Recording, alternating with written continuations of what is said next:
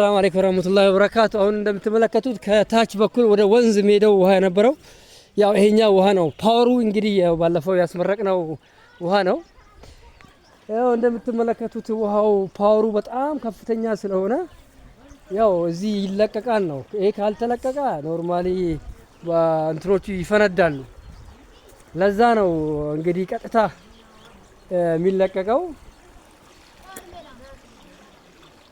ያው እንደምታዩት ነው። ከዚህ ከስር ነው ቀጥታ የሚወጣው። ተመልከቱ፣ እዚህ ይከፈታል ነው። ምክንያቱም እነዚህን ሞልተው ይፈሳል። እንደገና ሌላ ብዙ የሚፈነዱ ነገሮች አሉ። ይሄ ፓወሩ በጣም ከፍተኛ ውሃ ነው። ተመልከቱ፣ ያው ይሄ አንድ እንትን ነው።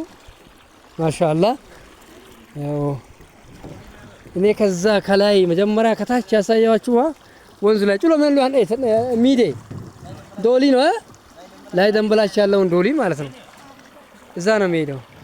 ተመልከቱ፣ ከዚህኛው ነው የሚወጣው።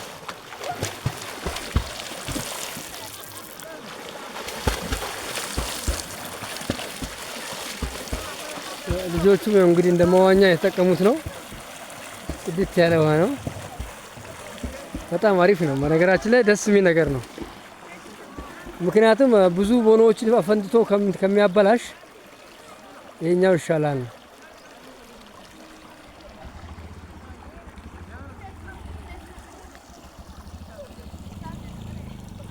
ይሄን በሌላ አባባል እንደ እንትን ይጠቀሙታል ነው። እንደ መስኖ ነው የሚጠቀሙት። በሌላ አባባል እንደ መስኖ ይጠቀማሉ። ፍርዶስ አለን ወሳለ እንዴት ነህ? ማሻአላ ደህና ነህ? እና እዚህ አካባቢ ደግሞ ያው ጽህፈት ቤቱም ግቢዎቹ ትምህርት ቤት አለ። እዚህ ጋር እንግዲህ እዚህ ጋር ደግሞ ልጆቹ ምርጥ መዋኛ ነው ያየነ ነበረው። ምርጥ መዋኛ ነው በነገራችን ላይ በጣም የሚያምር በትንሹ ሌላ መዝናኛ ይፈጠራል ማለት ነው። ውሃውም ደግሞ ለሌላ መስኖ የተጠቀሙት ነው። በነገራችን ላይ በጣም ደስ የሚል ነገር ነው።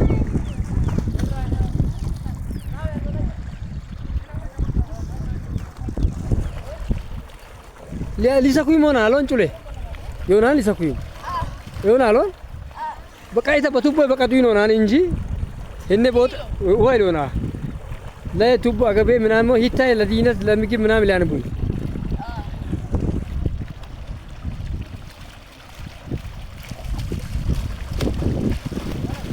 ቀጥታ ከቱቦ ከተቀዳ የሚወጣውን ቱቦ ቀጥታ ከሱ ከተቀዳ ልብስ ለማጠብ ለምናምን ይሆናል። በጣም ደስ የሚል ነው ነገራችን ላይ። በጣም ከምንም በላይ የገረመኝ ደግሞ የውሃው ፓወሩ በጣም ይገርማል። ፓወሩ ምን ያህል እንደሆነ ያው ሰሞኑ የተመረቀው ውሃ በጣም ፓወሩ በጣም ከፍተኛ ስለሆነ ያው እንግዲህ ከላይ ጀምሮ ይከፈታል ነው እንግዲህ እንዲፈስ ይለቀቃል፣ ያስተፍሱታል። እንደዚህ በጣም ከፍተኛ ስለሆነ ከተዘጋ የብዙ እንትኖችን ስለሚያፈነዳ ይለቀቃል። አሁን ከላይ ጀምሮ የመጣው ቦኖ ነው ባለፈው የተመረቀው። ከዛ ነው እየመጣ ያለው ይሄ ውሃ